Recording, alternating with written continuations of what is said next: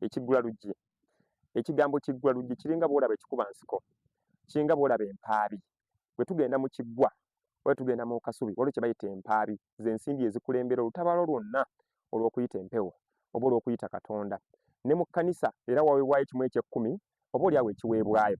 Kati ekiggula luggi y'entanda etandika omukolo, eteekeddwa okuba n'ennono egitambulirako ng'ekwatagana bulungi. Ekisooka, ebita ebitambulira ku kiggula luggi, waliwo ebita bisatu ebikulu.